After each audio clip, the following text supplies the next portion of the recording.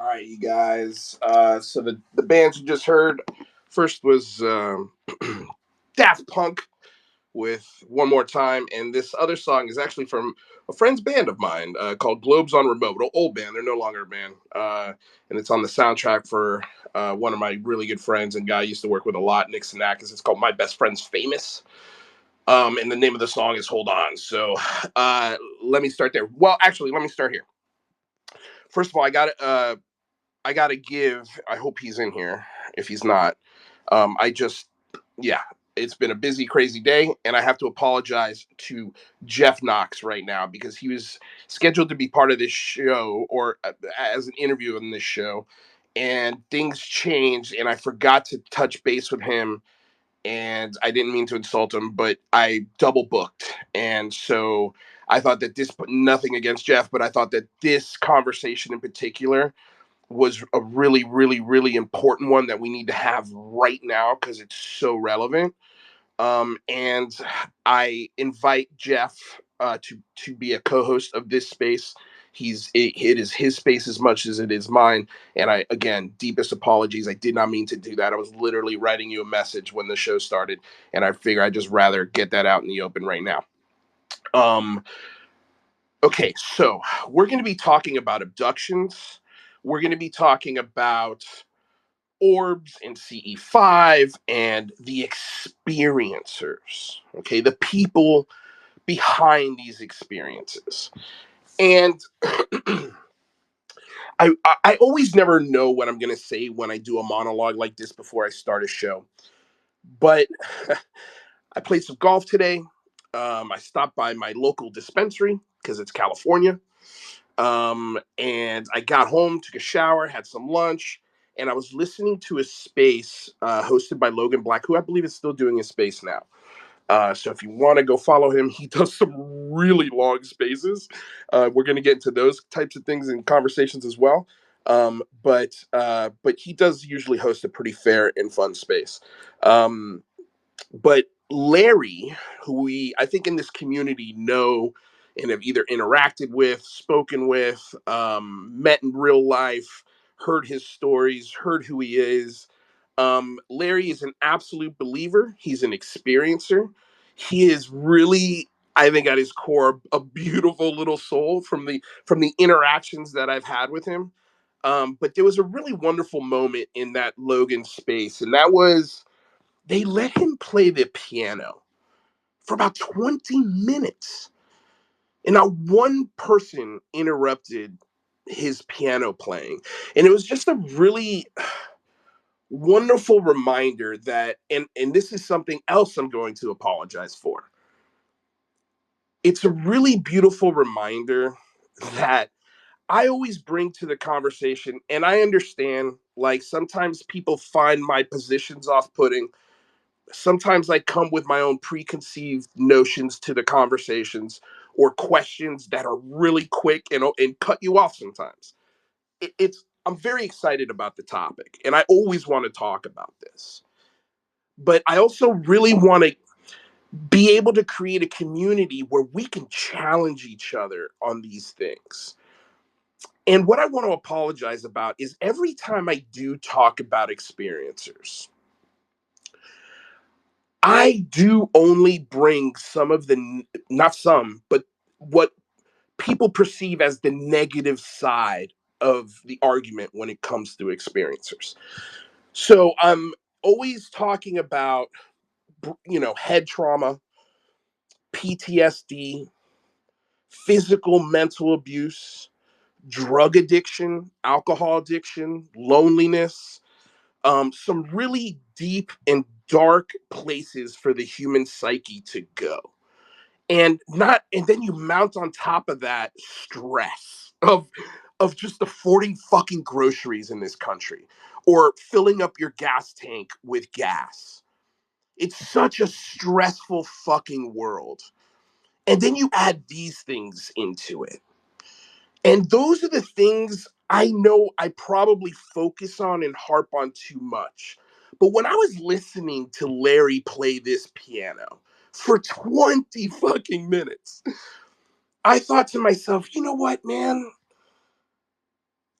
everyone in this space is most of the time an artist on some level, just like me. Everyone has an incredible capacity to listen when they want to in this conversation. Everyone always extends empathy and understanding first. As a matter of fact, I think a lot of people in this community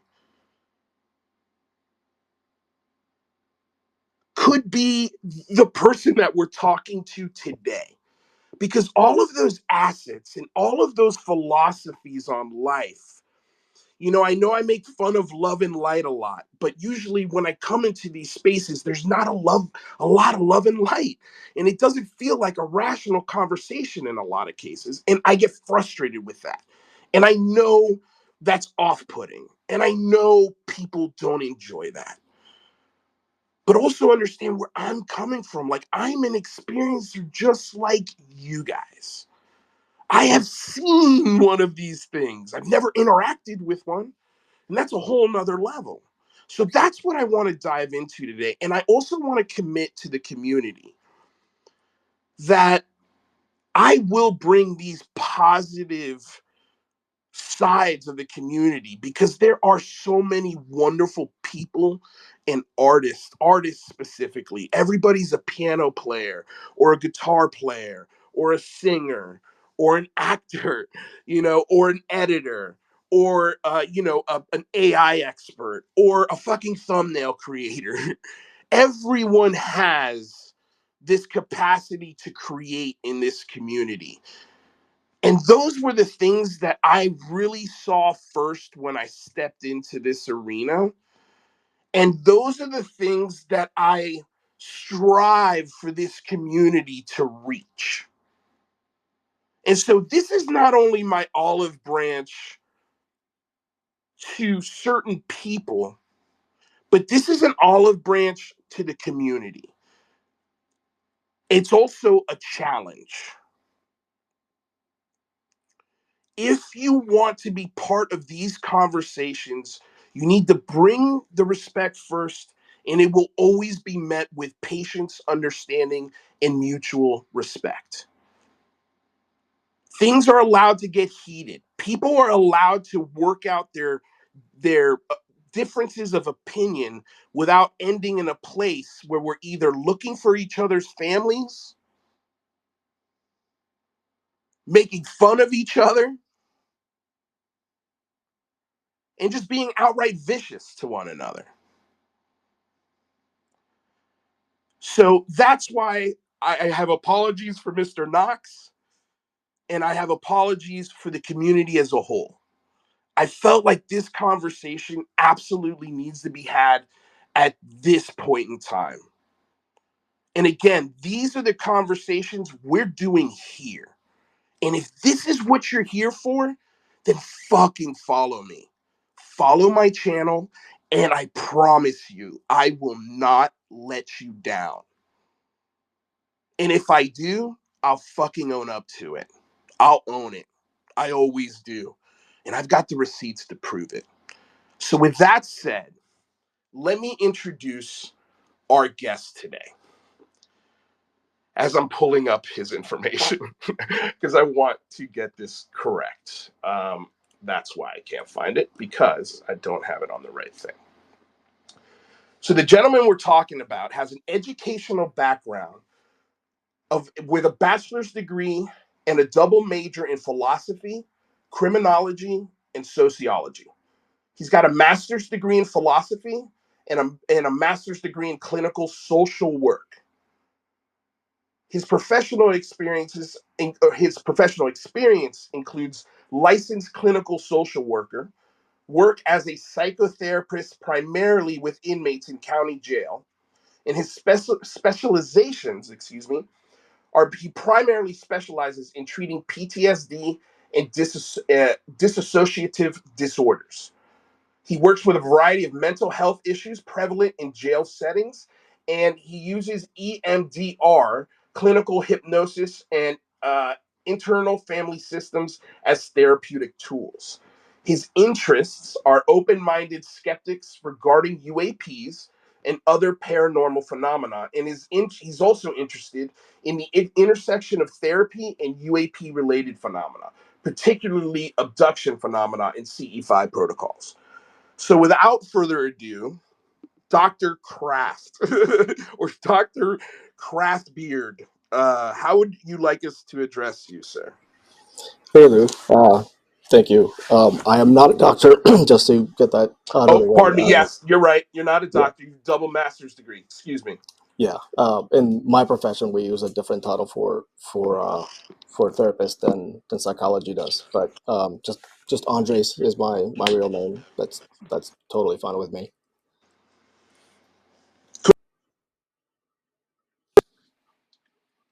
With So everything that I mentioned, I'm sorry, what you were saying?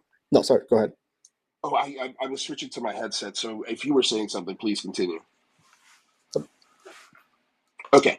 AJ, I see your request. We're going to take questions after the first hour. So we'll start taking questions around 4 o'clock. Andres is here until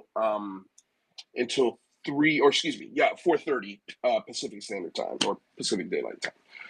Um, okay, I guess where do we start? Is there anything else you'd like to add as far as your experience or why you're interested in this discussion in particular? Well, I just wanted to say first of all, what you talked about at the intro is really important, and I'm glad that you were able to say that. I think a lot of times, especially on the internet, whenever we discuss topics that are highly contentious like this, sometimes we kind of lose the humanity of the people we're disagreeing with. Um, a lot of times, especially by people who have been burned by a community or have been burned by a subject or a topic. I believe you yourself have been burned by people in this community in the past. Oftentimes, in Well, response the to that, last 3 months have been pretty bad as well. yeah, I've been watching I watch your YouTube channel, and I can see that it's definitely affected you. And I see a lot of myself in some of the ways that you yourself have been responding to that being burned. For me, it wasn't the UFO topic. For me, it was religion when I was growing up, and I went through a time period of a lot of anger at religion in general, and just spending a lot of time online, just fighting the people that I felt like had burned me and betrayed me. And it's a really common human phenomenon. We sometimes can lose sight of the humanity of the people that we're talking to, especially online, when empathy is decreased by a great amount. But I'm glad that you're able to recognize that sometimes we can get ourselves lost in the anger, and remembering that people are doing the best they can wherever they stand on any subject, and we're all on this boat together. And just appreciating the humanity and the gifts that every human being has is really important. And it's definitely one of the things that allows me to do what I do on a day-to-day basis, especially working with some people who have done some truly horrendous things, is recognizing that there's humanity even in them as well. Well, thanks for saying that. That's yeah, that's great. Okay, so I want to talk. I guess start with there is one of the big things a lot of people in this community sort of when they bump up against me they have an issue with is that when I do decide to enter these spaces I usually do try and give a good effort of extending empathy, respect, and then it gets to that point where it's like I only have so much patience, and I guess I'm trying to figure out a way how I can help myself sort of always and I think that's why that sort of that piano playing before I started the show really sort of reminded me that you know there are moments you got to remember that everyone's going through their own personal bullshit, and so um the thing that I get a lot of flack for is when there is the experiencer in the room, right? And they're saying things that you listen to and you listen to for a while, and you go in there. Me personally, I go in there and I try to ask as respectful questions as I can, and sometimes the questions lead to some really revealing things about the person telling this story. Mhm. And then you hear like pain in their voice, you know and sometimes those situations get very visceral with emotion. Hmm. And in those moments, I always try to say things like, look, I understand that the situation at home is tough, and things, are lonely, and it seems like there's a lot of despair. But, I think just going outside, and even when you going to the grocery store, just trying to make eye contact with the cashier, I think is a good small step in the sort of just reconnecting with the things that in life that are really important, and those are the things that recommend. And then if there's ever a point where they're like, we're discussing things behind the scenes, I recommend, just because I'm not a therapist, obviously. I don't have any degrees in any of this stuff, but I feel they're responsible to suggest to that person, hey, yeah, I think it is. I think it is okay that you spend 15 hours in a Twitter space, and talk about this all the time. Like, it feels irresponsible. Like, I understand the sense of community in this discussion. I really, really do. Like, finding like-minded people is that's what humans naturally do. But uh, there there are those moments, and yeah, so I mean, what do you do in those types of situations where how do you suggest to someone in how would you suggest to someone, hey, maybe it's, look, I know the family's not around, and either your wife or husband are sick, like there's always something really bad going on, and it's tough to, like, I don't know what to do from one human to another other than to suggest, hey, maybe it would help to if you talk to a clinical professional. Maybe it would help if you try and invite a family or friend over. Beyond that, what is a person to do to sort of give some assurances that hopefully things will get better for said experience, or person who's going through something rough? What would be your advice, I guess? Yeah, this is something that I come across every single day, especially with people who are looking at life sentences, possibly, or 20 years of prison time for something they've done, and they're absolutely feeling hopeless. Nothing's going to get better. They've lost their children. They get news that someone passed away, can't attend the funeral because they're incarcerated. And I think a common reaction human beings have when hearing that kind of pain is we kind of go into problem solving mode. We try desperately to try to help that person solve some problem. We feel uncomfortable not being able to do something, and so we desperately try to find something that we can do. But I think a lot of people can relate to the feeling that sometimes people just want to be heard, and that's the most powerful thing that we can do for someone, and the only thing that we can do for someone is just listen to them, compassionately, with empathy, without trying to solve their problems, because oftentimes we can't. But being able to listen from one human to another is huge, and that is a big part of the healing effect of therapy. Because by and large, most people, even if you have friends, most of the time what we tend to do in real life is we take turns talking about ourselves. The other person then responds something about their life, and we're not listening to each other. We're just waiting for a turn to speak. And sometimes all that people need is a space to be heard. And just that by itself is far more healing than most therapeutic interventions that any therapist can learn. That part cannot be learned in school or in books. It's just connection.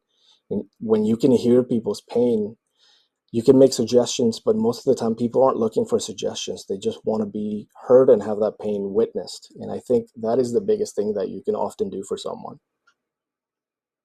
Wow, that's thank you. No, that's wonderful advice, and I think you're right. I mean, how can I argue with that?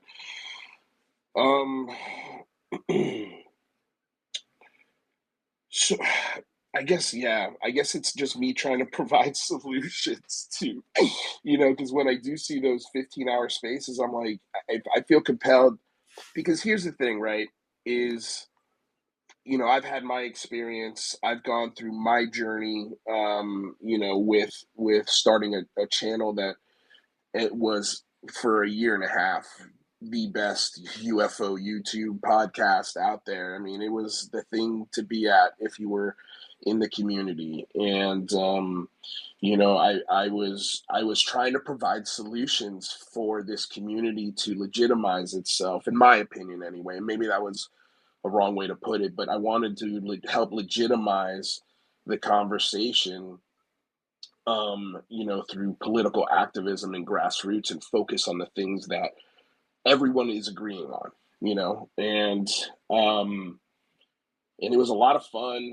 And yeah, I mean, there was a point in that timeline where, you know, I felt like I got a really good feel for what is going on behind the scenes. I was seeing a lot of really just catty stuff, and stuff that didn't seem like the intention of the people telling or having these claims. Their heart wasn't in the right place for the things that were coming out of their mouths when they were doing shows and TV and things like that. And I made the decision to question it, and doing that, you know, the community turned, and um it wasn't pretty. It wasn't pretty at all. And you know, so it's I when I come into these conversations now, I feel like a lot of the times the reason why I'm not on the other side of the fence with this, why I'm not, you know, sitting in a space for 15, 20, 43 hours of space the other day. Um, I look at that and I'm like, damn, I'm so happy I'm lucky enough that I was blessed with a really great support system in my mom, my two dads, my sister, my brothers, you know, the friends that I have here in Los Angeles, the sketch team, you know, that I do. I play golf. You know, I have a shitty job. Everybody's got a shitty job too, especially if they're pursuing an artistic career. But if you work long enough, I think opportunity and luck eventually will cross paths here.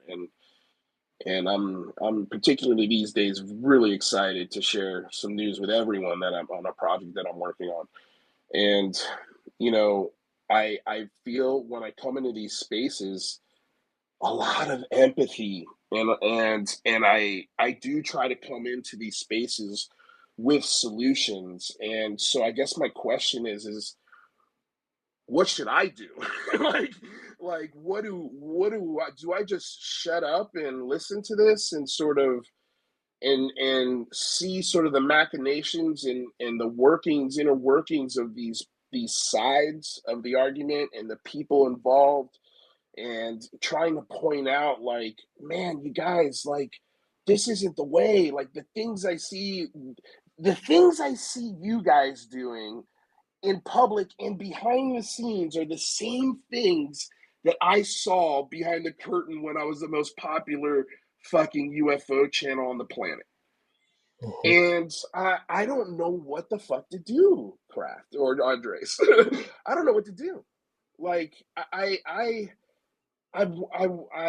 it's not my responsibility, right? Like, I have no obligation to do any of this, but I do want to try and provide some kind of solution for people, or space where we can work through this stuff. So what would be, you know, your suggestion for something like that? So I'm going to give you a therapeutic answer, which is annoying to a lot of people, but there's a really good reason why I do it. Because oftentimes people kind of hope to hear advice or some sage wisdom from a therapist. But the way that I work with people, I always go in with the assumption that people know the solution to their own problems. They know what would work for them. And my job is to kind of get that answer out of you, not me telling you what I think you should do. So I Right. think a really helpful place to start would be just to ask you, what is it that you see yourself as doing when you're, now that you're on kind of this side of the fence in the Mhm. UFO community? What what are you doing, and what is it that you hope to accomplish whenever Yeah. you host these things? No, that's a great question. I don't know if I have any goals, but the thing I always think of it as is I'm constructing a mirror for the community to look into. And the mirror is what they have to look at, not me. you know. But that's tough to separate, sort of, because I'm holding up the mirror. So it's sometimes they're not looking at the mirror; they might be looking at me, and that could be on me. Um, I am partly fascinated by it. Well, not partly. I'm really fascinated by it. Um, what else do I want to get out of it? I guess, the best way I could kind of describe it is, and I've said this a few times, where it's kind of like Leah Remini when she got out of the cult, the Scientology cult, Hmm. and the first thing she does is speak out against the church. Yep. So I feel like that's where I'm at, and that's like what I feel I want to do.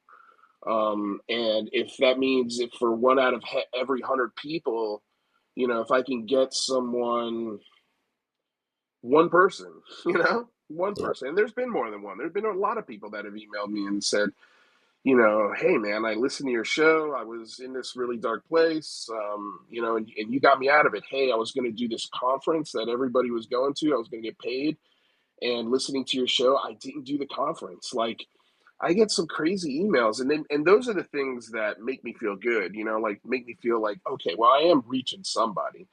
Um, I don't know why I feel obligated to do that. I think a big part of it might be that, the show that I was doing before, I think, sort of put people in holes that I didn't intend them to go down, because that wasn't my intention.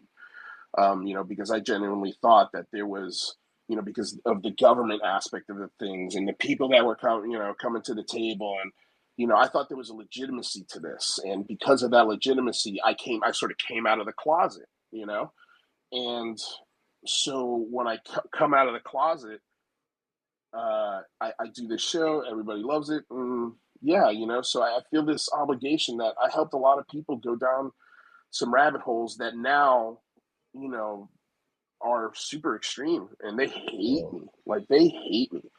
And it's because they used to love me so much, and now they see me as this symbol of just the Antichrist. They see me as a backstabber. I mean, literally, this is what they call me: backstabber. Traitor. Like, those are words you throw around when you're bringing out a rope to throw over a tree branch. Like, those are powerful words, and when that's being thrown at you for a good 3 or 4 months, man, like, that's some scary shit. So I feel like in a lot of ways I was responsible for creating a little bit of that extremism, Mm. partly because of my reaction to when I found out what was going on. And I think it was a bad reaction, because I've had to watch, I don't know, almost 15, 20 hours of my old show to do the show that I did the other night, talking about Lou Elizondo, and going over all of that stuff. I just saw in 5 episodes how I was like, you could see me in real time, like, going, what the fuck? Like, my world is changing in 5 episodes. And so I don't know if it's an answer to your question as far as what I want out of it, but those are sort of the things when I come to this discussion, when I go into a space, when I do a show, when I want to talk to folks like you, that's kind of how I'm coming at it. And I think when I have the opportunity, I do present it in a way that most people can digest. But when I enter these other arenas, it's very difficult to do that, because it's 10 on one. It's very difficult, and then that 10 on one turns into sort of, a mosh pit, and then it's Mhm. like, okay, well, I gotta leave now, because I'm not getting anywhere with this. I listened And to the Richard yeah. Doty episode, talks space that you were in, and it's very clear it's just you against an entire team of people on the opposite side, and that can feel pretty overwhelming. Yeah. So yeah, I know I'm not supposed to be like, what do I do? Like, but am Do I, you I don't know, I just, is it justified? Like, can, am I justified can because I I ask feel you, justified? can I ask a question? Do you feel guilty for having contributed to some people kind of go down the rabbit hole of ufology, and you feel like an obligation because may have contributed to some people going down this rabbit hole to hopefully get some of them out? out of a Yeah, sense of guilt. definitely, definitely. Yep. You know, and that's what I fight with every day in my head. You know, and that's what I don't think a lot of people under. Well, you know, I guess I've never spoken to some, like this about it, but I've never had a problem being honest and transparent with who I am. Like I've got no issues with that. I've bared my soul on a stage for almost 30 years. Like I don't I've got nothing to hide. Um, so yeah, I feel a lot of guilt. I really do. I really, really do. Um, and I think my solution for me anyway is is the project I'm working on. Taking all of this anger, all of these emotions, all of this, energy that I haven't had a good place to put it. My energy was really going into the phone homes and the political activism that I was doing. And then for about a year and a half, I had nowhere to put this energy. And now I finally have found a place to put it. And, so I feel more focused and driven than ever before to provide spaces like this, where we could have these kinds of discussions and show, sort of set the bar, set the bar for the community as to, okay, how do we have these conversations? I could go into those other spaces, but I think it's shown so many times that it's just that's. I think you're right in that some people just aren't looking for the advice. So I think that's one of the biggest things I'll take away from this conversation is maybe just listening anonymously is the only way to do those conversations. Because I do enjoy listening to them, no matter how crazy and wild they get. They are fascinating. Like Yeah. I heard about some corn people the other day, and I cannot get it out of my mind. It is just haunting me. I want to write a movie about corn people. But yeah, so I I've always felt that you know if I make a mistake, I'm gonna make it at 101%. Like that's usually my philosophy. Like fuck, if you're gonna fuck up, well, at least do it. Going hard. And so, yeah, I think that's kind of where my energy is nowadays, and I don't know if it's the right thing to do. I don't know if the community wants this. It seems like they're at least open to it. There's, from what I can tell, at least almost 50 people in here.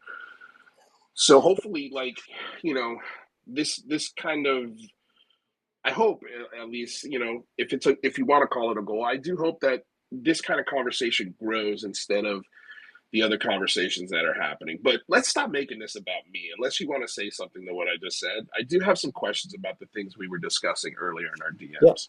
Absolutely. I did want to say, so you are in a very special position to actually do something really useful that a lot of other skeptics can't. Is you are an experiencer and you're a public figure who was very publicly and visibly promoting ufology, and you can't say that about Mick West. You can't say that about Michael Shermer. You can't say that about most skeptics who have never experienced anything like this and have always, for lack of a better word, been professional skeptics. You have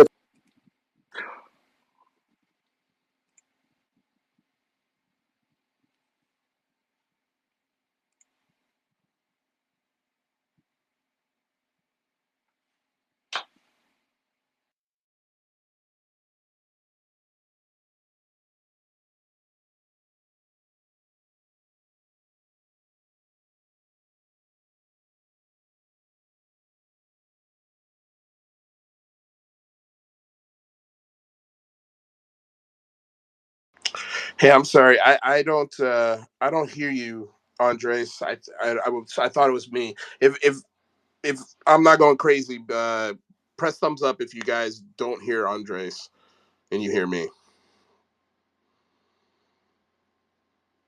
I know it's delayed, so I'll wait a second. I feel like you guys do hear me. Um, yeah. Okay. So, Andres, I'm gonna remove you from speaker and come back up, and we'll get you back in here. There we go. Okay, cool. He's back here in a second. Here we go. Andres, can you hear me? Hello? I can't hear you. I'm not sure what happened. I would say restart the app.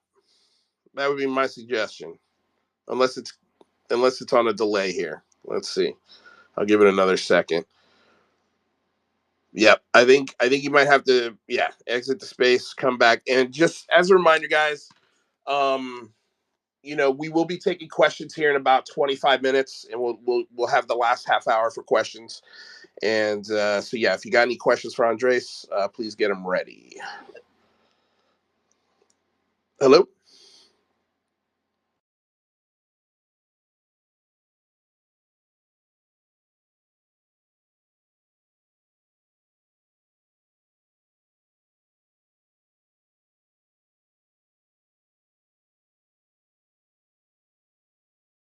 Oh no. Catastrophic meltdown here on tech. No worries. I'm sure it'll work itself out. First world problems, right, everybody? Listen, if you guys are enjoying the conversation, if you're enjoying this vulnerability, slap some thumbs ups, share the show, tell everybody get their asses in here. It's not what they think. This is actually, I think, one of the best conversations ever. We are recording it, so if you guys, missed the show, please go back and listen to the top. If somebody could tell Jeff Knox that I am terribly sorry and I give him an apology. Yes, I think I heard you. Andres, you there? Awesome. Thank you. Okay, so I'm sorry. I totally lost you on what you were saying when I didn't hear anything. Sorry.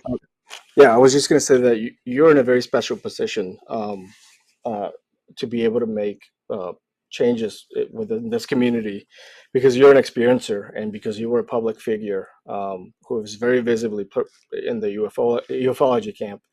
And that gives you standing with this community far more than someone like Mick West ever will, or Michael Shermer, people who have never experienced anything, who've been skeptics their whole lives, because people have seen that you generally believe this stuff. You've experienced things, and you've always been in searching for answers.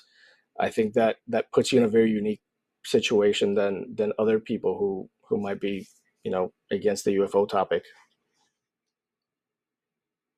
Yeah, no, I've thought about that as well. I think you're right. I think that is a really good advantage to have, especially when going into a discussion or if you want to call it a debate or whatever. Um, yeah, I think you're right. Um, so I wanted to touch about something that you were mentioning in our DMs when it came to John Mack, and we were talking about the Ariel school sighting. Can you kind of give us a rundown, if you can, of what we were talking about with John, and what how that sort of relates today? Yeah, I think John Mack was one of the first people I started actually reading seriously when it comes to the abduction phenomenon because he is a Harvard trained psychiatrist. He is a mental health specialist, just like I am. And I typically always just dismissed abduction stuff until I saw his credentials. And I was really curious as to what it is that he was encountering and seeing with these people. And he was very adamant that they were not mentally ill and that there was something really interesting happening here that needed more attention. And because I'm a therapist myself, I can kind of track to, basically based on his descriptions of his clients, I can kind of see typically you can see symptoms of mental illness based on how people communicate. And I could see very, very clearly that he was right. These are not mentally ill people. These are not people who are suffering from any kind of disorder. So that raises the question: if they're not mentally ill, what explains abduction phenomena or CE5 kind of apparitions? Given that they clearly are not mentally ill, they're not crazy people. They're normal. They come from every walk of life, and that's how I kind of got started down this path of research, just trying to understand what he wrote, and then also what other mental health professionals have written about the topic. Okay. Wait, I'm sorry. Were you still speaking? Nope. Okay. Um, And so when it comes to I mean, you were discussing about CE5 the other day. The thing that really fascinated me is sort of the comparison from hypnotherapist books to the CE5 protocol, and how that can induce sort of this idea that you're seeing orbs, because you can in your mind literally lock things out, or sort of create things in your mind that are there for you. Um, Yep. so that was interesting. But then with the John Mack thing, so do you, when it comes to his research, especially with like things like the aerial school sighting, I think that's probably one of the more famous things that he covered. Um, do you think there were any sort of flaws or things that he might have missed, or Yes. yeah, Yes. you know what I'm asking, I think. So I think in that case, you can't attribute what they experienced to hypnosis of any kind because the John Mack came in later. They obviously witnessed something. I think the best article of research that I've seen on this is Charlie Weiser on her website has a really detailed uh, timeline of everything that happened with the aerial school kids, specifically when everything was seen, how long it took between the sighting and the first interview, then how long it took from that first interview for John Mack to be contacted, when he came in, and all the subtle changes in the stories in that timeline. And it includes a lot of the drawings by the kids showing very, very obvious differences in what they saw, and it also includes what's missing from those reports. So there's a lot of drawings that the kids made that were never shared because they didn't draw anything that looked like a UFO or alien. So there's a lot of selective reporting in terms of they only selected the kids who had a specific kind of story that fed what he thought was going on. And something really interesting is that when the kids were asked, what message do the aliens have for humanity? The message they typically reported was against the abuse of technology and nuclear weapons, which is just so happens to be one of John Mack's crusading issues, something he spent his whole life warning people about. And it's very strangely coincidental that what these aliens were telling these kids was simultaneously the John Mack's biggest cause. Um, I think that case is more explained in terms of essentially false memory, in the sense that they saw something, and after it was reported, because these kids were not interviewed in isolation, they were interviewed in a group setting. What happens is whenever you interview kids in a group setting, one person's story will contaminate another child's recollection of the events to fit what the other kids are saying. So I used to be a forensic interviewer for DSS, for kids who were being physically or sexually abused, and we learned very specific protocols on how you do interviews with little kids, because especially with little kids, the way that you frame a question will influence their answer. And John Mack did not follow any accepted Could protocols. you could you give an example of that? Yeah. So if you ask a child, can you tell me, well, in my context, at least when I was doing forensic interviews with kids, you would ask them, tell me what you remember from the very beginning to the middle to the end, trying to leave as little out. That is the opening question. You don't want to ask anything specific, because any specifics that you answer, that you ask, they will conform their answer to what they think you're expecting to hear. So you want to get their story as cleanly as possible. But John Mack had a different approach. He would ask them, what were these beings holding? How big were their eyes? What kind of craft or ship were they flying? What color was the craft? When you ask questions like that, yeah, go ahead. Oh, I was gonna. Well, maybe you were just about to say it. I was gonna ask. Do you think he did that on accident, or was there? Uh, Yes, yeah, yes. Okay. Just because it wasn't his expertise on how to interview children, I'm assuming.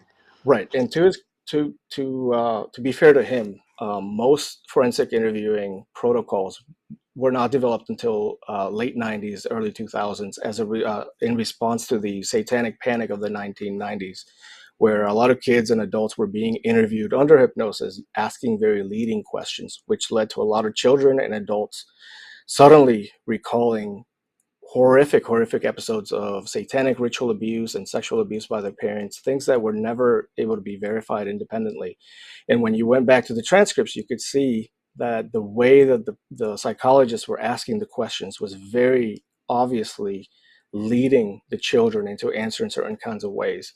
So in response to all that, more scientifically minded protocols were developed, but they happen to have happened after John Mack, um, after the aerial school phenomena. So I don't think for a second that he was doing anything dishonest. I don't think he ever lied. I think he was doing his best, but he didn't seem to be aware, especially of the way that hypnosis and specific kinds of questioning can alter a person's memory. So a very famous example of this in the literature is if you ask a person, you ask a group of people, you show them a video of a car accident, and you ask a group of people, how fast do you think the cars were moving when they made contact with one another? If you ask it that way, the responses tend to be about 10 miles per hour lower on average than if you ask them, how fast do you think the cars were moving when they crashed into one another? Just by changing the word collided, made contact with, to crashed, there was an obvious difference in the reported recollection of the memory in how they remembered it. The people who were asked how fast were they moving when they crashed tended to remember it to being a far more violent crash than if you asked them how fast were they going when they touched each other. Those are just really subtle, obvious ways in which even language can shape a recollection of a memory. And that's not even including hypnosis. When you add hypnosis to the mix, it becomes 10 times more dangerous territory. Wow. Okay. I do want, I mean, I think that was, I know we can't go into a deep dive with the aerial school setting. So I do want to kind of flip to John Mack's work that he did at Harvard. And you were explaining sort of this idea that the patients that he was interviewing with the degree that he actually had and the expertise that he was finding that these, adults from all different walks of life were coming in and these similarities were hitting. Yeah. So it's been, I can't remember which year John Mack died. I know it was in the early '90s, mid '90s, Early uh, 2000s, I believe. early 2000s. Okay, I don't know why I said '90s, but so has there been any continuation of his work? Has there been any sort of studies on what exactly was happening there? Is there a clinical sort of explanation as why there were patterns or why the stories hit certain notes? Um, can you sort Yeah. of speak on that? Um, there's a lot of different explanations. So the patterns within John Mack's cases themselves are different in generally than the patterns that you will find in someone like Bud Hopkins, who also was famous for doing this kind of work. The best explanation for those kinds of patterns tends to be the way that they ask questions and the questions that they ask, because different people have different styles of asking questions. They have different interests. So what John Mack would ask would lead clients to remember certain things a certain way. And when Bud Hopkins would ask his questions, his interests would be slightly different. And so the patterns would be slightly different. Another factor is simply sociological. When at, in the I forget when the very first abduction, the famous Barney Hill case, those were extremely rare, and it's not until after Barney Hill and a lot of sci-fi kind of became culturally well known, and you started seeing stories on in the media of these kinds of experiences, is you start to see how the abduction experiences themselves start to resemble a lot what is being portrayed in the media. So I believe the original memories of Barney Hill and Betty Hill did not mention aliens at all. They mentioned Aryans, like blonde-headed, blue-eyed white people, more kind of like Nazis. It's not until much later when they did hypnosis that those stories changed to aliens, to extraterrestrials, very similar to the, what was it, the Outer Limits, the Twilight Zone. I forget which show it was. So there's a lot of social cultural influence that shapes what people would expect to happen in an abduction experience, such that when you put them under hypnosis and you ask them these kinds of questions, their stories are going to match fairly well what they believe an abduction experience would typically look like, either from the media or from having read previous stories. Um, so that generally are some of the explanations as to the patterns that he was seeing. Man, wow. And that kind of makes me think of, well, that I think could also go for the airships that people were seeing in the 1700s. Yes. Yeah, And, that makes sense. and that, Like, it sorry, makes sense. I'm and sorry, you were saying? some of the patterns as well. So the explanations for abduction, there's not just one explanation. There's a couple different ways that people can have these kind of experiences. Some of them have to do with sleep paralysis. So before the 1950s, almost no one ever reported alien abductions. They would typically report the old hag syndrome. So literally waking up paralyzed in their bed and seeing a witch-looking type of female creature sitting on their chest or at the end of their bed. Now, this happens to have been around the time when witches were believed to be real, and they were generally believed to be causing all sorts of, maladies in society. Um, More recently, it's not until after the 50s when aliens kind of came into vogue and the supernatural stuff kind of faded a little more, that we started seeing alien abduction phenomena when people were paralyzed, not the old hag syndrome. Now, because I'm also really interested in other kind of supernatural topics, one of a really common experience people have under sleep paralysis is not aliens, but also seeing shadow people. Oftentimes, people will wake up in the middle of the night and they'll see a creature just made of shadow, sitting on them or somewhere in their room or at the end of their bed. I've suffered sleep paralysis my whole life myself. I've never seen anything, but I've only ever had one experience where I remember I woke up paralyzed and I heard very scary sounding like thumps outside of my room, just like walking towards my room, and I was terrified, even though I know there's no one there, there's nothing there. I've experienced an auditory hallucination myself under sleep paralysis.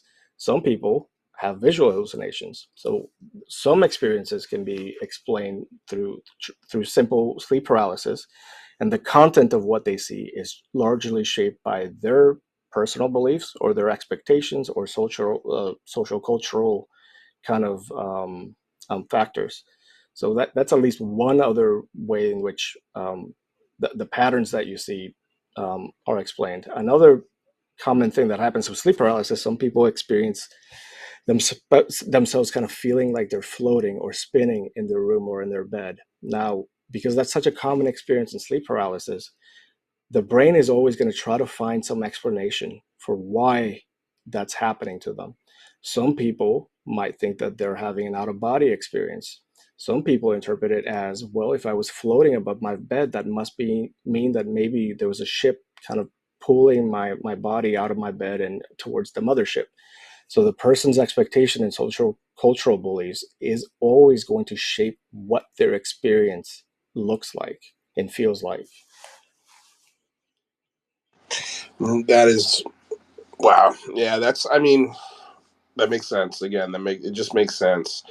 Going back to sort of John Mack, are these things that he was missing because these weren't just sort of in the field yet? These weren't things that other psychologists were sort of talking about, or were these discoveries kind of made after John Mack's work? In which, okay, well, let's actually look into this. And I know you've sent me a link to some books that were written on this topic. Can you talk about those? And guys, we're going to be opening this up to questions here in 6 minutes. So if you want to start requesting, you can, and then I'll try and remember the order as it comes in.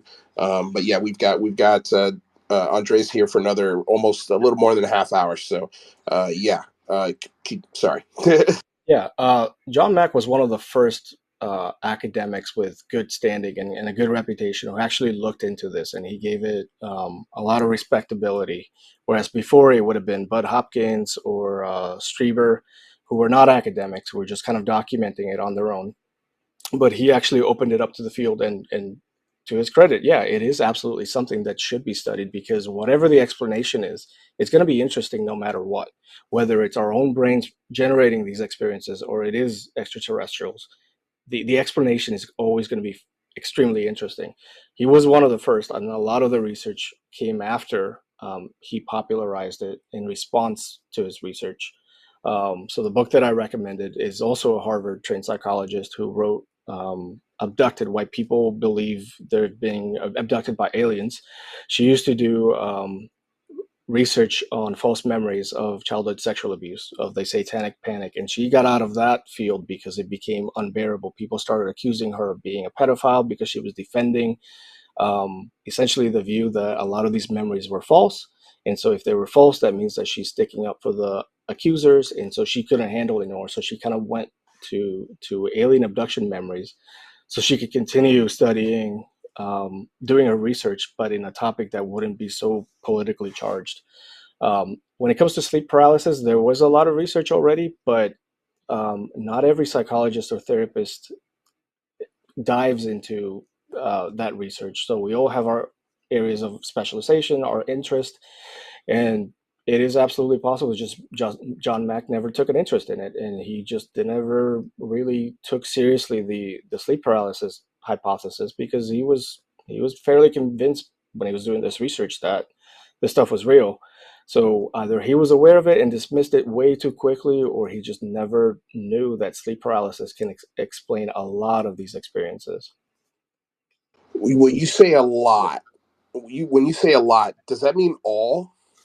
No, actually, when I say a lot, it's hard to put a percentage on him. I think the main explanation for these experiences is not even sleep paralysis. It's hypnosis. It's the fact that he used really poorly structured hypnotic techniques to John Mack regress. did. Yes. So most of the time, people would come in to his lab not knowing that they had been abducted. They suspected something may have happened. And it's not until he regressed them, used them using hypnosis, that suddenly the memories were all of a sudden recollected in vivid detail. Now, one of the reasons this is dangerous is whenever you put someone in a hypnotic trance, you are essentially shutting down the prefrontal cortex, the critical part of our brain that helps us with reality testing. When you shut that part of the brain down in a meditative state, the anything that comes to your mind in a trance can often feel just as real as reality itself. And there are people who are so hypnotically suggestible that whatever you present to them in their mind, their bodies will physically feel and respond to. So if you have someone who is suspecting that, they're for some reason they lost time. So like there's a couple of hours that went missing for them. They suspect it may be aliens. They hear about John Mack. He takes them to the lab. He puts them under hypnosis, and he starts asking leading questions because he himself is a believer. He's already knowing what he kind of already assumes what he's going to expect to find. Suddenly you have a fresh fabricated memory that would come out that wasn't there before. And because you have a Harvard trained psychiatrist telling you, yeah, this is, whatever comes out of hypnosis is very reliable, you tend to believe him. He's the expert. So not only have you now created a memory out of thin air, but you have someone reinforcing it in virtue of his authority. And time after time after time, when you read alien abduction stories, you will always see a very common pattern: hypnotic regression over and over. But Hopkins did this, Whitney Strieber did this, John Mack did this. It is all over the place. And it is exactly the same kind of technique that was used in the 90s that led to the satanic panic, where instead of looking for aliens, very careless therapists assumed that someone comes in with depression, there must be an explanation for their depression. The person doesn't know why they're depressed. If you have a very careless therapist, you put them under regression, you ask them certain questions like, for example, this is verbatim one of the ways that they would ask this. They would say, I know that you don't know if you were abused, but just tell me, if you had been abused, how would it have happened? Now, when you ask someone like something like that in a trance, the brain is going to create an image of some sort, a memory, a narrative, because you just asked them to create a what if scenario. And under hypnosis, very often, whatever is in your mind feels identical to a memory. There is absolutely no way, from the first-hand perspective, to tell apart what is a memory and what is a very vivid mental image that was retrieved in hypnosis. And so they come out of hypnosis with this sudden story of having said like their dad abused them, when in fact nothing like that had ever happened. The therapist reassures them that hypnosis in fact is better able to help you recall memories than any other technique. Now suddenly you leave the therapy room believing you were abused when in fact it never happened. It's the same exact techniques that you'll find in the Satanic Panic, that you find in John Mack's work. It's the same exact technique that people use for past life regression therapy, where you regress someone, and doing that regression, you ask someone to think about the moment they were born and then ask them to go even further back in time before they were born. Just ask them, where were you before you were born? By asking that, the unconscious mind is going to come up with a story. Yeah, where was I before I was born? And that's when you start seeing people start telling stories about reincarnated lives before this one.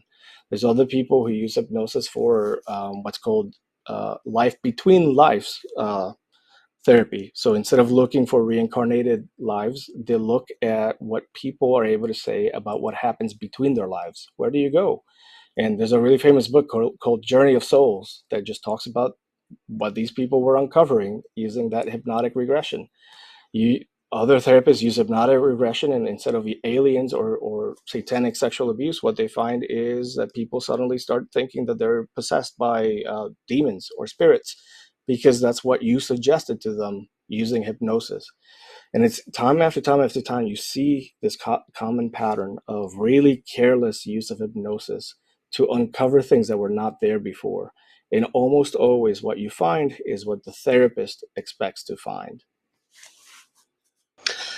Wow, that's fucking heavy. So this will be my last question, and then everyone can come up and ask their questions. So does that cover all the bases on this phenomenon, or is there anything else? So for abduction, sleep paralysis, and hypnosis, and then there's also a trait, a personality trait that some people have called fantasy-prone imagination. And that typically comes also with another character trait called absorption. So fantasy proneness typically describes individuals who constantly are daydreaming, and they're not just daydreaming, but the visual imagery that they're able to conjure up in their minds is extremely vivid and sharp. So for example, I have a really hard time forming pictures in my mind. I think more in words than anything. But there are some people that when you ask them to imagine something and you ask them how detailed does it look, they can literally rotate the image up and down, sideways, 360. They can give you the number of hairs on the tail of the horse. Some people have that powerful ability to imagine things in their minds. And not only does the imagination feel real, but their bodies tend to respond to whatever they're thinking about in their mind. And not only do they have these traits, but they are constantly engaged in this kind of daydreaming in their day-to-day lives, such that sometimes these people have a really difficult time knowing if something that they're thinking about actually happened, or if they simply imagined that it happened. Now, when you couple that with something called absorption, which is a trait that some people have when, for example, if you watch a horror movie, you see that there are some people who just jump far more than other people. So they get really absorbed into a book or a story. They really feel like they're the character in that movie. They allow their minds to take them somewhere completely different. So whenever you couple fantasy prone imagination with absorption, suddenly you have someone who is so utterly absorbed in their imaginal exercise in their mind that they have absolutely no way of knowing, did this happen in real life, or was this something that I simply imagined? And that happens when they're wide awake, when they're Oh, lost you again, Craft Beard. I hope your mic didn't go out again. But yeah, the imagination, put a pin in imagination lost. That wow, that is some fascinating stuff, man. I'm really enjoying this conversation. I hope you guys are too. Craft, I think you might have to drop down and come back in again, like we did last time, so we can get your mic working again. Yeah. All right. He'll be back in a second, guys. We're gonna get to Art's question, and then AJ, then Shane. Again, if you guys are enjoying this conversation, like we're going to be leaning into these things every Wednesday. So if you haven't followed yet, please do. Yeah, this is a really, really fun conversation. And yeah, let's continue with Andres here. Um, let's see if your mic's working. Check, check.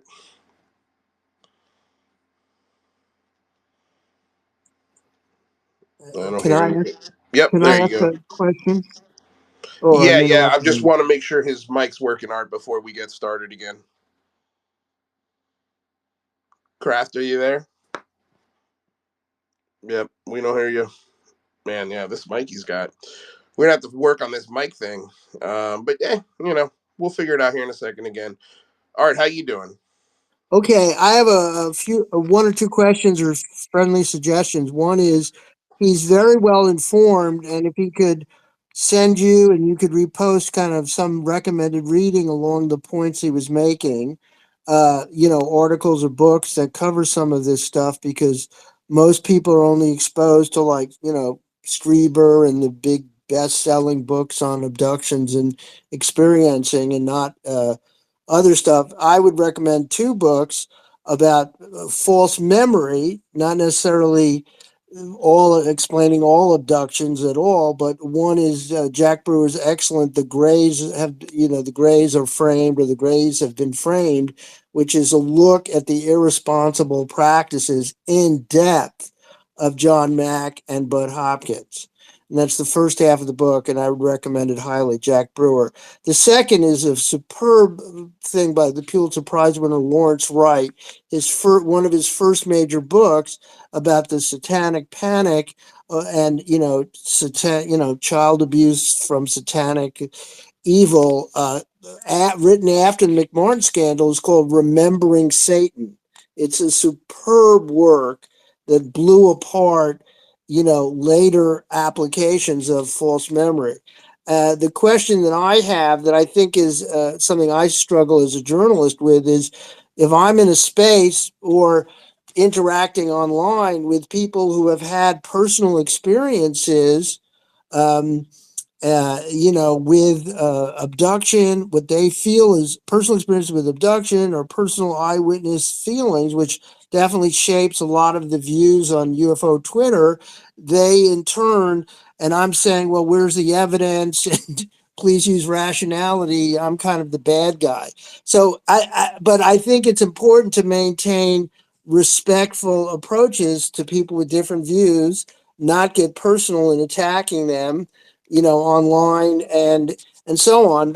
But I think it's a challenge for people who are trying to raise skeptical points of view to people who've had, baked in deep feelings that may have a quasi religious element to it. Um, so it's a Well, hey, real challenge. quick, Art. Um, I love you to That's death, it. but we've only got about 20 minutes left with That's it. Andres, so I want to try and get in as Yeah, many yeah, questions as we can. absolutely. That's it. Okay, thank you. Bye. Can you hear me? Yeah, yeah, Yeah. we can hear you. Yeah, please ask your question, Art. You don't have to leave, but just want to get I your. was just asking if, Andre, you might should post later or send him, or mention here some books or articles that reflect some of the big points you were making about how people, in addition to sleep paralysis, other things that might account for experiencers' beliefs and people who believe they've seen things or been abducted, because I think it's very important what you mentioned. Yeah, absolutely. I'll compile a list and I'll send it to Lou in a message, and then maybe he can post it. I can definitely recommend a book right now called "The Memory Wars: Freud's Legacy and Dispute." That's more generally touching on the false memory syndrome kind of controversy. But I'll send him more links for sure. Right on. Thanks for the question, Art. Let's go to AJ, who is next. AJ, what do you Yeah, got? how you guys doing? I really appreciate the space. It's a very powerful forum to discuss these things. Just a quick question regarding the CE5 and the hypnosis involved, and how suggestibility can create these visions or orbs. This topic is so fascinating, but what do you make of Chris Bledsoe, who, he's so certain? He posts these videos on Instagram, and maybe I'm also suggestible, but I'm looking at the stuff and thinking, what on earth is going on here? Even another podcast interviewed him and said he went out and they sat for 40 minutes and he happened to see one of these orbs, and that again can definitely come down to suggestibility. But I mean, what is actually going on with Chris Bledsoe with these videos, with such conviction about seeing this lady? And yeah, I mean, is he setting these things up? Is it just like he's sitting by an airport and filming these dots in the sky? And yeah, I don't know either way. Great But question. I'm just Great question. one more thing. So yeah, it infuriates me, to be honest, because maybe I'm also suggestible, and I really would love to believe that this exists, because I'd rather believe in like an alien, an advanced civilization saving us than a god. So I'm also probably in the same boat. But yeah, it just infuriates me when people say, "What if I told you that everything your grandparents said were fake, and what if your parents told you fake," and they never come out with any evidence? And yeah, just the Chris Bledsoe story. I mean, what on earth is going on there? Thanks so much. Bye. So I'm not familiar with what he actually posts. Can you tell me generally Well, what you see in the Well, videos you that he kind of see posts? a lot of these blinking orbs coming in and out of focus, and you know, it looks like, yeah, some sort of plasma things that he's communicating within the sky, which he claims to be some sort of entity that responds to him. So I mean, I'm looking at these videos and I'm thinking, okay, maybe there's a 1% chance this is real, but I really doubt it. But what is he doing there? I mean, what's his game? What's going on? That's all I want to know. So I can't tell you what is going on in his mind. Obviously, as a therapist, uh, we have a rule not to comment on other people's mental health, who we don't see ourselves.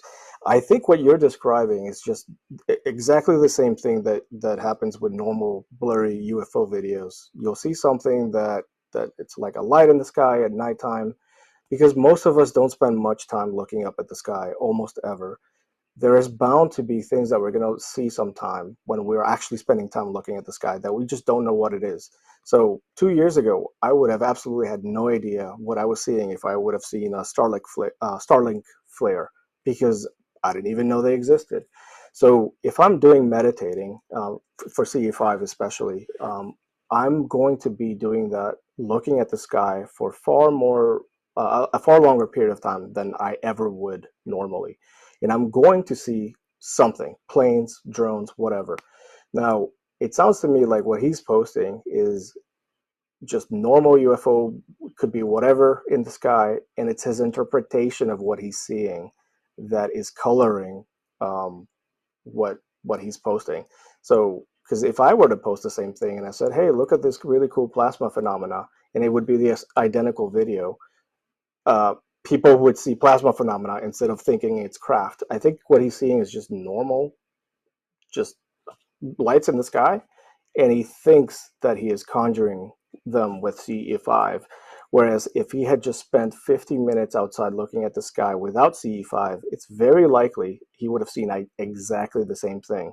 But because he did CE5, he probably believes that it's the CE5 that brought them to him. Thank you. Fair enough. Thanks so much.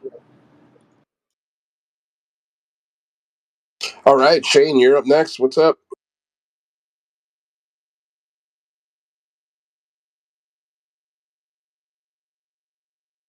Hey, sorry about that.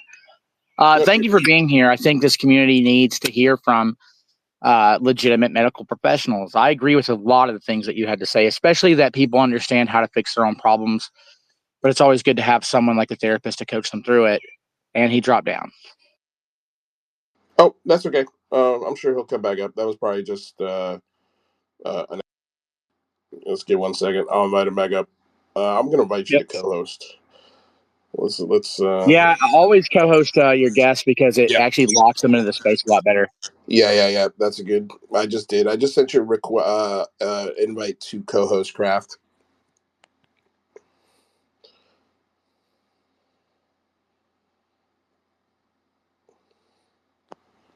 Just give us a second. I'm sure he'll be up in a second.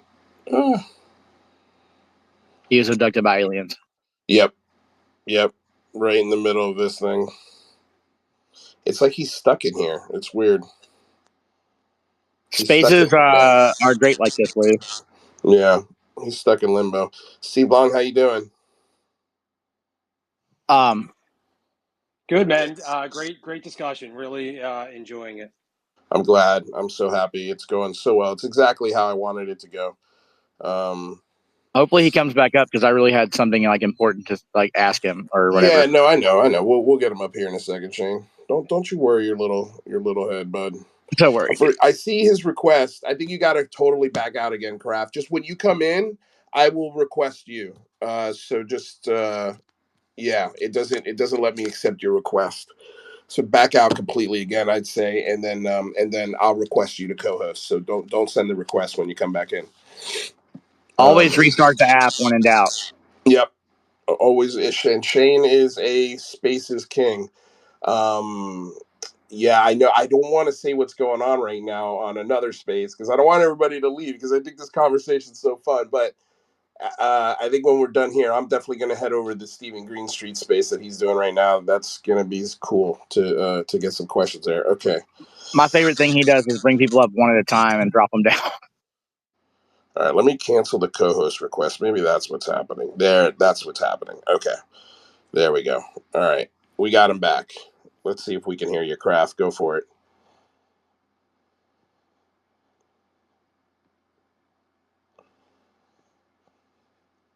We don't hear you, bud. I don't even see him. Oh, you don't see him, huh? Weird. No, he's in there. I see him. Steve did this. Yeah, I see him too.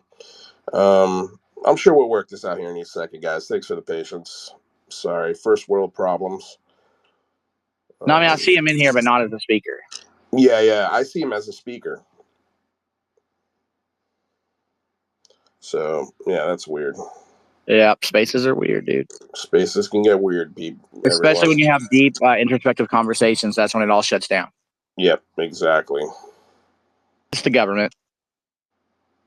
I'm going to remove Craft Beard. We're all going to get MH370 to Diego Garcia, dude. It's happening right now. Okay, so I removed you, Kraft. Don't do anything. I'm going to send you the request. Invite to co-host. Let's see if that works. Hopefully that works. Please work. You should have a request to be a co-host. And if you don't, then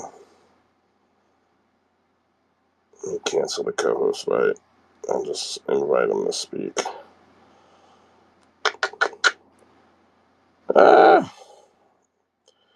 It's always fun when this happens. How's everybody's days going? Come on, help me fill some dead air here. My day has been, well, you already know, Lou. I talked to you earlier. It's been rough and hard. Yeah. Steve, anything that stuck out to you in this conversation so far? No, I mean everything. I thought that it was a really enlightening, insightful, and informed discussion about human beings and human psyche, and just a lot of other factors that go into the UFO narratives and experiences that people have that just are often not talked about or overlooked. And I really enjoyed it. One thing I was actually raising my hand about, and I just you can ask him when he comes back on, but I just didn't know if you were going to ask him because I know how we kind of got here over this week. But if he had any advice as a mental health professional For people who were experiencers feeling, mental or emotional anguish, what advice he possibly could have for them. I know it's a Yeah, kind of a broad question, but that was gonna be my last question. So yeah, I'm on the same page with you there because yeah, I'm interested to hear what his answer is on that because again, like his advice is almost like to not give advice. I think it'll be probably a lot of listening, a lot of empathy, and and that's all you can really offer, right? Um, sure, yeah, no, I'd be interested to see what he has to say. I'm sure it'd be along those lines. yeah. Shane, what's up, man? You could talk. It's cool. Yeah, I was gonna say, I really like his opinions on hypnosis. I think hypnosis can be a very dangerous tool, especially whenever people seek out answers through that. I think he spoke very well on that. I agree with everything he said to say about John Mack. I mean, God bless him. Rest in peace. But that was pretty fascinating. But also, like when it comes to like experiences, like you have my experience that I had, and I didn't imagine it. Right, like I had to go pick the helicopter up off the ground. I had to put it back in the cabinet. I had pictures of it that I used to look at all the time of it free floating in the air. I send it to people, and I've been spending my time here lately on Facebook Messenger trying to get a hold of those people, going back through my old Discord trying to get a hold of those people, and I got a hold of one of those people. I've shared the DMs with a couple people in here where they confirm that I did have those pictures and they saw it and they were there when it happened. So while a lot of things I do agree with can be based on your psyche or your emotions or your misremembering, I would also like to add that weird shit does happen. Weird things do occur. And it happened to me. And like I said, like I didn't imagine any of it. It happened 4 years ago, and it's burned into my mind. Well, no, like he was saying, I think it doesn't have to be an imagination or like you know, uh, that you're crazy or anything, or it's the he was discussing the sort of the idea of a really vivid imagination and how the different types of people who go to see a horror movie and the ones that really jump are like he said like playing that they're almost as if they're that character and that story is what sort of drives what's going on. So I would think okay, so he says sorry, the spaces isn't showing up for me anymore. Okay, let me just throw him another invite here. Yeah, I uh, would. I would just like to add though, Lou. Like I had pictures of the helicopter free floating in the air, multiple of them. So it was not in my imagination. It happened. A paranormal event, 1,000% happened to me, and I had photo evidence of it. God, I wish I still had it, but that's how it goes. yeah. Yeah. All right. So we're gonna give it another shot to try and get him in here for another 8 minutes, and hopefully he can answer your question, Shane. And then we will try our best, GSAN 808, to get to your question. But while we wait, is there anything you'd like to say as far as what's going on so far in the conversation? Hey, how's it going, Lou? This is George, former mod for Chris Lato over at the Discord. I'm also a master's level therapist here in Hawaii. Wow. Yeah, so I was listening to your guest, and he's really clinically sound, and hopefully you can get him back on. But I'd like to ask him about, I guess clinically in terms of working with experiencers, what would be the best therapeutic modality or approach when working with such individuals? I'm an experiencer myself, and being in the mental health field for decades now, I truly believe that the mental health field needs a revamp to take into account the wide swath of experiences that certain clients present with, especially if they don't have any previous mental health issues or head trauma or substance abuse issues. I know your speaker also talked about the suggestibility factor with some people, and how they can kind of trick and fool themselves into seeing what they want to see. So I just wanted to get his thoughts on that. Yeah, that's a great question. And yeah, we've got a new Discord up. If you want to check it out, we shared the link to it. Let me go ahead and follow you back as well, so we can connect on Yeah, that let's level. collaborate. I was in your Yeah, Discord, but I I think know, I I got know, I I think I know, got and booted for some reason.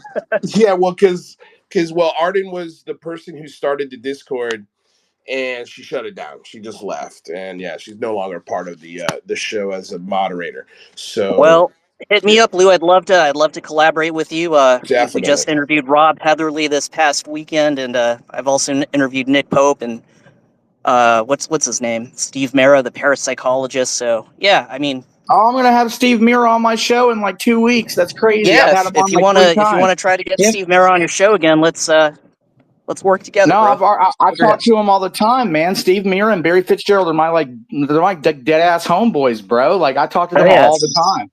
Steve Mera is solid. Also, Nathaniel Gillis, the demonologist here in America, he's great to talk with too. Dude, there's no one like they do UFO stuff, I guess. But there's no paranormal researchers even close to their level. And Yep, yep. I actually asked Steve and Barry.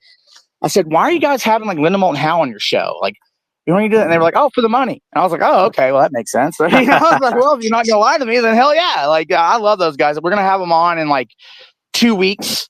But they've been on my show a couple of other times. I love those guys. Hey, let's collab, my friend. Just hit me up. See if All we Yeah, can right, no do some guys. problem, man. podcasts So together. I've got Yeah. some answers. I've got some answers for Andres here, and unfortunately, yeah, he's just having some major tech issues. No, the space isn't even showing up for him, so he was going through tech issues all day. So I apologize. Unfortunately, we won't get answers to that, but I promise you, he will be back again very soon. I know that this discussion has millions of more questions. So and the questions that we got so far were incredible. So what I'm gonna do, guys, is I see Andrew Hall down there. Hey, what's up, Charlie Parrish? What's up, Stoned Ape, Charlie Weiser? You guys, thank you so damn much for being here for this space. But I feel like at this point, I'm gonna end this one, and we should all go to Stephen Greenstreet's space and ask him questions about Kirkpatrick, because that's gonna be a lot of fucking fun too. So yeah, if you enjoyed the top of this space or this, the whole space especially, please share it. Please tell people about it, because I know I'll be clipping the first half of this and sharing it, and I hope you guys do too, because I think, again, this is where the conversation should be. It's my opinion, but I think if we help set the higher bar, we can all still have fun together, for fuck's sake. All right, love you all. Have a great day. See you soon.